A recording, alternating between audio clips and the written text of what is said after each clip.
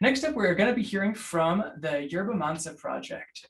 Dara Saville is the founder and executive director of the Yerba Mansa Project, a local nonprofit organization focused on native medicinal plant restoration and education in the Bosque.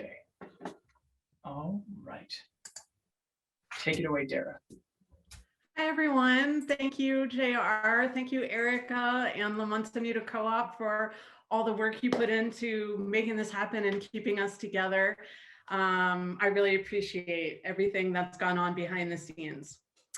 As JR said, my name is Dara Saville, and I'm here representing the Yerba Mansa Project. I'm going to go ahead and share my screen with you all so that I can tell you a little bit about our project. The Yerba Mansa Project started about 7 years ago as an opportunity for our community to become more involved in the Bosque, to learn about it, and to reclaim our responsibility to take care of this area. So I'm going to tell you a little bit about what we've been doing, how we've been doing it, and what we've accomplished, and of course, to invite you all to join us. All right. So the Yerba Mansa Project is a 501c3 nonprofit.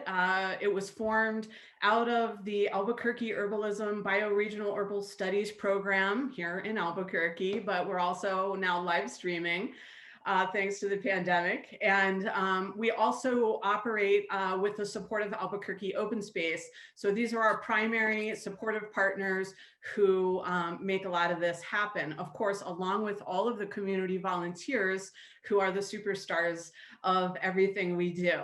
And as you can see from the slide, we have sort of a three-pronged mission, which is to do restoration work, which you see one of our volunteer restoration days happening here in this picture, and all the different community members of all ages who come out to help us do this work. Also, education is a big part of our mission. We really try to provide as many free programs as we can for the general public. And also we do programs for school classrooms, and I'll tell you more about all of that in a moment. And of course, the best part about all of this is our community coming together for a common goal. In these times, I feel like having something that brings us all together is so important, and the Bosque has that kind of magic for our community. And so as part of the restoration work, we do a lot of habitat improvements. So we're trying to improve habitat for the benefit of native plants, especially native medicinal plants.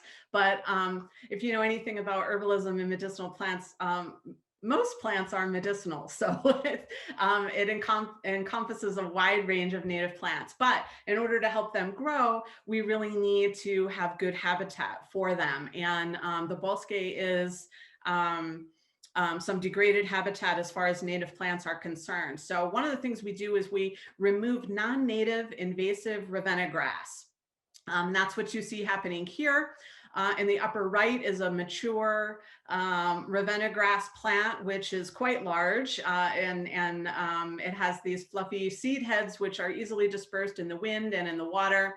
And then we remove those to make room for native plant recovery and for the rebound of native plants who are struggling with this competition. And then, of course, the immature ones that are sprouting from the seed bank in the soil, we have families and children take care of those so that they can be a part of our project too. And in addition to all of this, as part of our restoration work, we also do a lot of reseeding. Part of our goal is to restore the seed bank that is in the soil.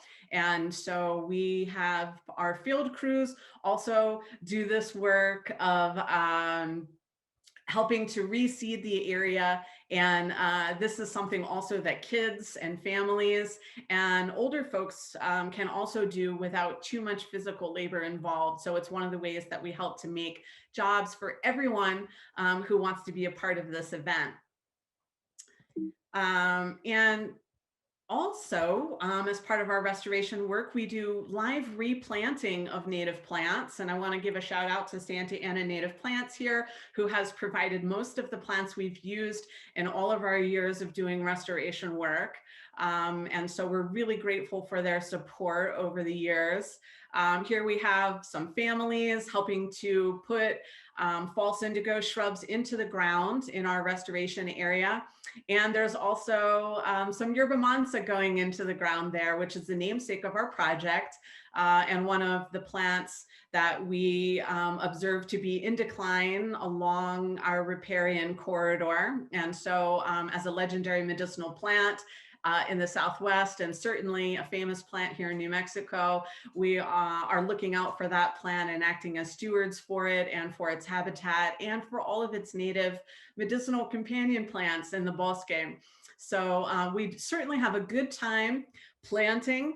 And I will say, you know, it's one of the great joys for me in doing this work is seeing kids become connected to the land and being invested in their community and in the environment, so that we're creating stewards for the future. Also, in addition to this, we do collect a lot of data. We want to be able to help inform our land managing partnering agencies. We also want to be able to show that we can manage non-native invasive species without toxins. We're doing all of this by hand. With nothing poisonous. And so we've collected a lot of data to inform us about what our successes are and where we can improve what we're doing, but also to inform these land management agencies with whom we partner. And also to contribute to the scientific body of evidence regarding managing non-native invasive species and managing public lands. Here's a map of our original baseline data collection for all of the Ravenna grass plants in the area where we're working. This is in the Tingley Beach area, and these are the Tingley Wetlands ponds. And these red dots represent over 2,000 individual data points, 2,000 individual Ravenna grass plants that we started with in our area. And it's been quite a task getting rid of these, but I'm happy to say that just 4 years later, we had cleared almost all of them out of the way. This only shows up to 2018. We also did field work in 2019. So there are some additional removals that have happened since this map was made, but the blue dots on this map show all of the Ravenna grass that we removed, and the red ones were the remaining ones as of 2018. So we have really transformed this environment and made a lot of space for these struggling native plants to rebound on their own, thanks to all of the volunteers who come out for our restoration field days, which we have normally every May and every September. We have not had those since the pandemic began because of our restrictions on large group gatherings, but we do continue to hold other kinds of free events. And with that, we do a lot of free educational programs. So here you see me giving programs to the community. We have many different partners.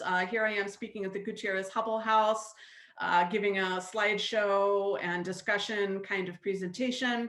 I also do field programs for the community. We do native plant identification walks where we talk about ecology and changing landscapes and the importance of the native plants in our area. And most of these programs are free and open to the public. So we encourage you to check out our ongoing events at yerbamansaproject.org and to join something that we have coming up. Now, with the pandemic, we have a lot of free online events, and we're also going to have a in-person outdoor summer solstice plant walk in the Bosque, which is a fundraising event for our organization to help keep us going administratively and cover the costs of running our program. But that'll be a very fun event, outdoors, in person together, looking at plants in the Bosque. So I invite you to join us for that. And then in addition to doing programs for the general public, we also really like to engage young people. We want them to be front and center in the Yerba Mansa Project, and to take on leadership roles now and in the future. And so we're giving them those opportunities as we can, and helping to prepare them to embrace that as they get older as well. And so we do free educational support and field programs for school classrooms. For those who cannot afford bus transportation, we have the Public Lands Interpretive Association has been providing grant money for schools to get buses to come for our field programs. We help facilitate some research projects that they do with their teachers, which correspond to the curriculums that they're working on already. And then after they do their plant research, we bring them into the Bosque for a field trip and do experiential learning that covers environmental science, geography, botany, ethnobotany. We do plant identification walks and talk about the relationships of people and the land and people and plants. And we help tie this into whichever subject matter those students are learning about with their teachers in school. And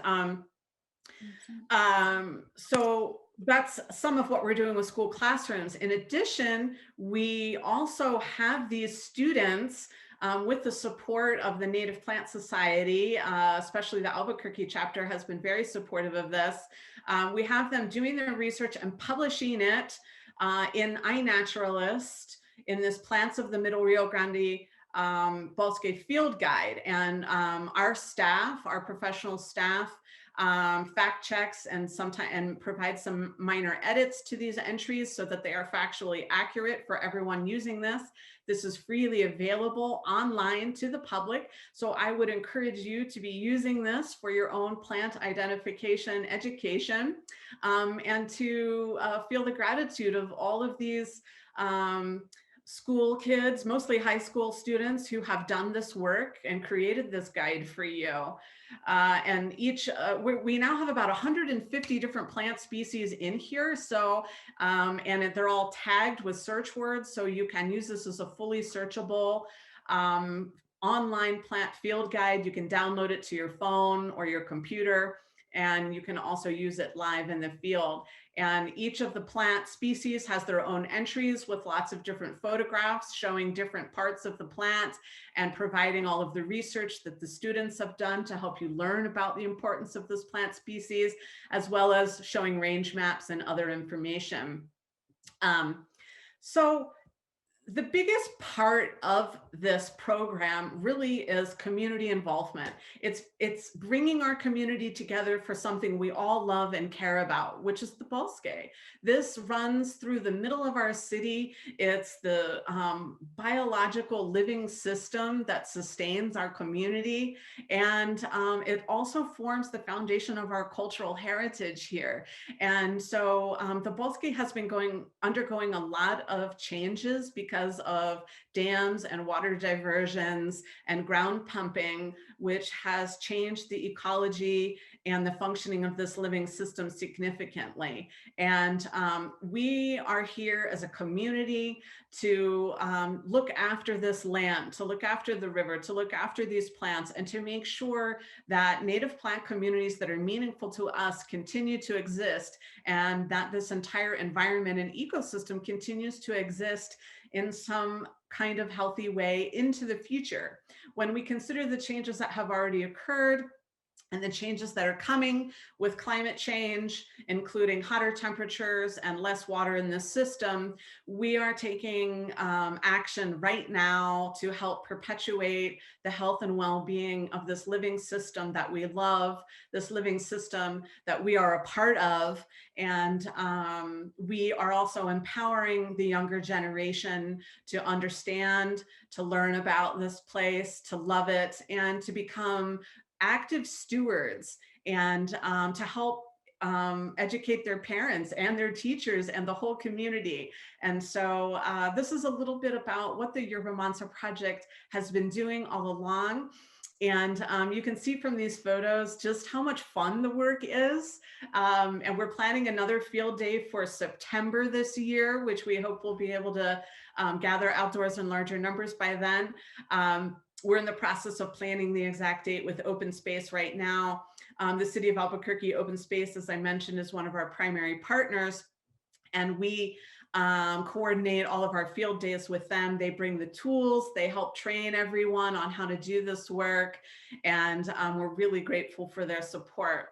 And we hope that you'll get involved, because this is the best hard day's work you're gonna have. And it feels really good to be a part of this incredible crew that brings together all different areas of Albuquerque's social life into one project. And so I'm so honored to be a part of it.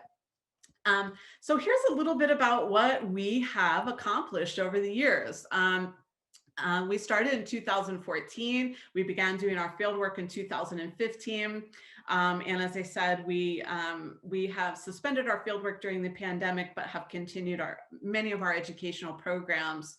But through these years, we have removed over 2,000 of those big Ravenna grass plants, which has been an enormous success in terms of habitat improvement, which has allowed a lot of native plants to recover on their own and rebound after the removal of these competitive species.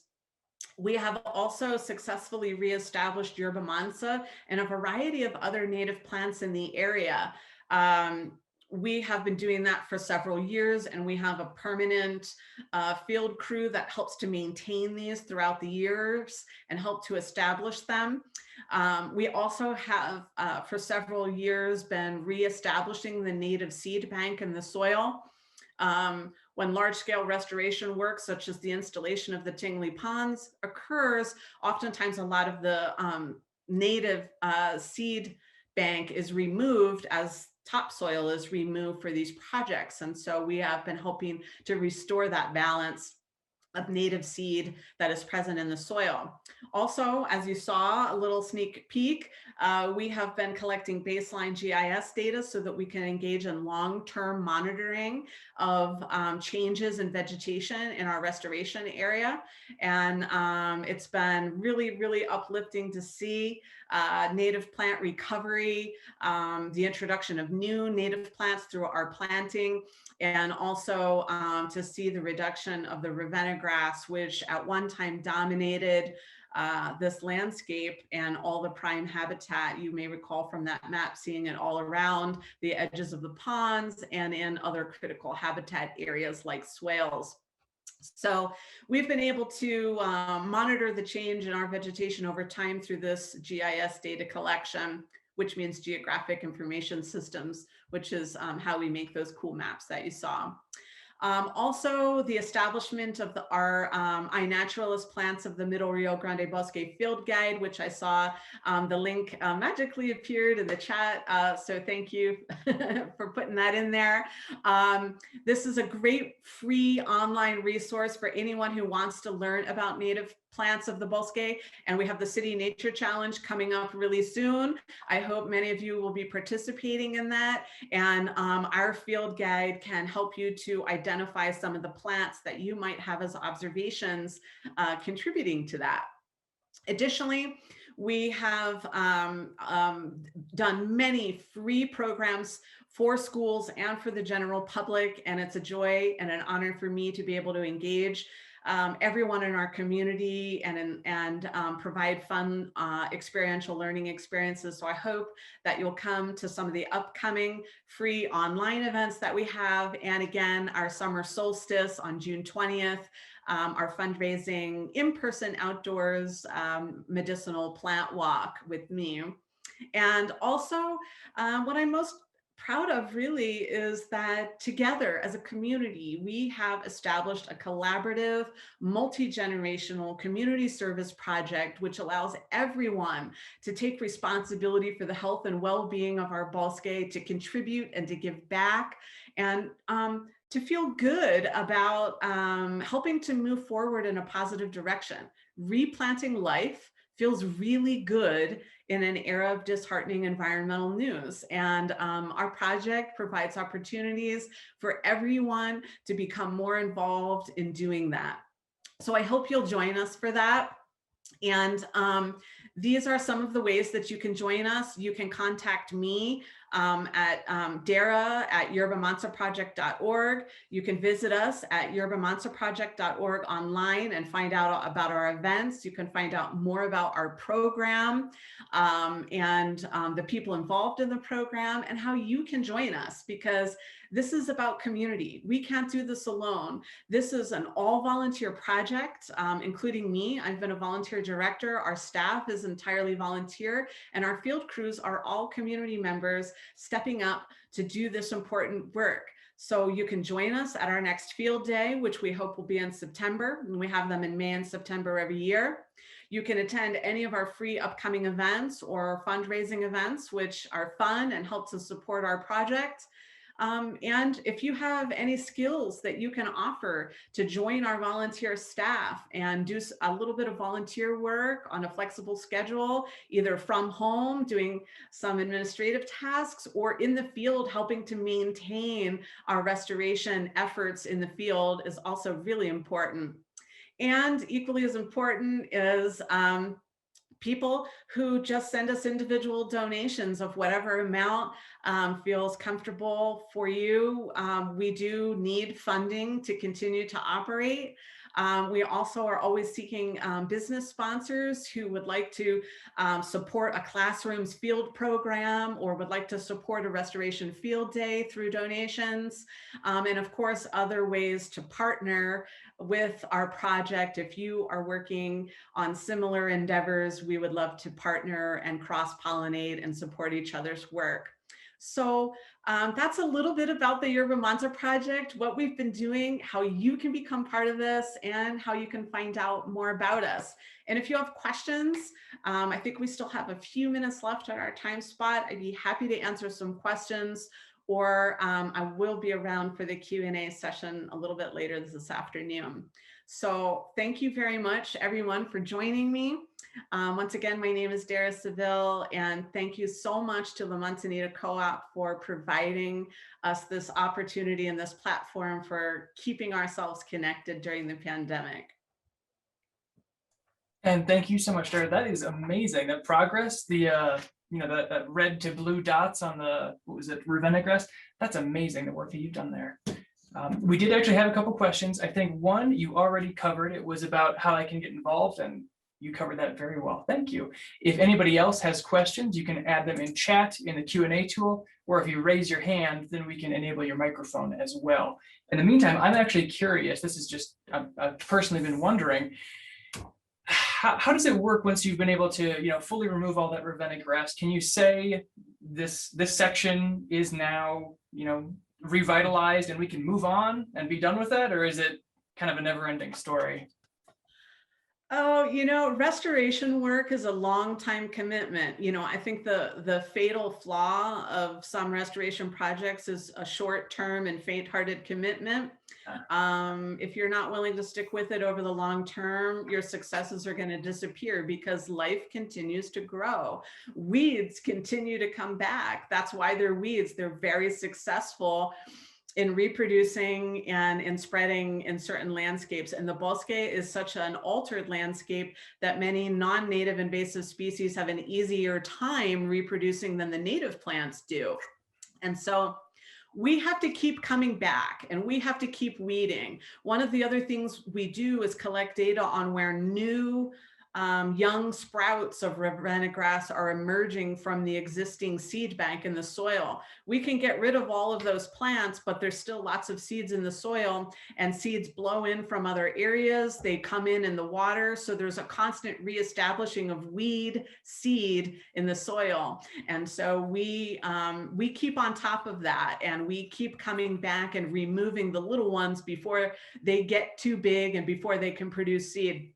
So it's an ongoing maintenance project, but we have it largely reduced in our area, so it becomes easier over time if you can stay stay on it. So we're eager to get the community back in there in September and continue this work after the pandemic pause that we've had. That makes sense. Yeah, once you kind of get into a better place, it's easier, but it always needs some of that maintenance. Okay, thank you. We had another question here from one of our attendees. They planted pampas grass several years ago. Is that harmful to the environment, and should they get rid of it? Do you know about that? Well, it depends on the species. Ravenna grass is a type of pampas grass. Some pampas grasses don't have that invasive potential, but if anyone does have Ravenna grass growing on their property, I would recommend removing that, because I live here in the valley and I walk along the acequias every day, and I notice it is starting to spread along the acequias, overtaking that area as well. And so there's always this potential for any non-native invasive species to spread in our environment, and that is Ravenna grass is a particular problem in our bosque, but other pampas grasses don't seem to have that same invasive potential. The Ravenna grass that I showed you, for example, really just, it likes the same habitat as our riparian plants, and we find that it overtakes coyote willow thickets, and so we've been really helping to remove it from those areas. But without knowing particular species, it's hard to answer the questions, but if it's not Ravenna grass and a different type of pampas grass, you're probably okay. All right, thank you. We had another question. Could controlled grazing help with controlling invasive grasses like this?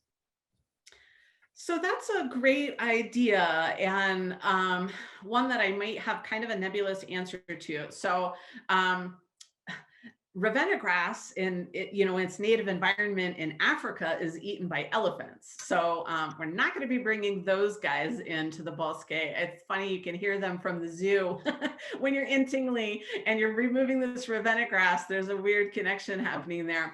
But like other animals like goats or something like that, which might be more reasonable to imagine, there's kind of the double-edged sword of that is that four-legged animals that are not native to that environment do cause erosion and trampling of the soil, and they also eat other plants that we maybe wouldn't want them to eat. And I'm not even sure if goats or other reasonable grazing animals might potentially even eat Ravenna grass. So I can't answer that specifically, but I would be concerned about bringing in grazing animals just due to other potential impacts that they might have. So I guess my real answer is I don't know, but those would be the concerns I would have and would want to learn more about before I considered that as an option. Thank you. Yeah, that's got to be tricky. I know historically there have been some of those cases where, best of intentions, we bring in some kind of animal to try to make things better, and that becomes the much worse invasive. Yeah, so that's tricky. Elephants would be cool, but I could see that causing some trouble. We still have like one little minute here. I haven't seen other questions yet, but another little personal curiosity for me. Is Ravenna grass really the main culprit here? Is that the big one? Because I know I've heard of a variety of invasives along the bosque, but it seems like Ravenna grass is really number one. So yes, there are other non-native invasive species that are problematic. Many of the trees, salt cedar and Russian olive, for example, also smaller herbaceous plants like tumbleweed and kochia are problems as well. We're not doing trees because that requires heavy equipment. We are doing plants that can be removed with hand tools, and Ravenna grass was a big problem in our area. So we've been targeting that. At some point, it's conceivable that we might move on to some of the other smaller herbaceous species that can be removed by hand. Okay, thank you. That makes sense. Yeah, if it's a community-driven project, make it something that the community can do with their hands. All right. Well, thank you so much for your time presenting today, Dara. And we have some links in the chat there. If anybody has any questions, Dara's email address was in that slideshow, and I'm sure you can find it on the website as well, yerbamansaproject.org.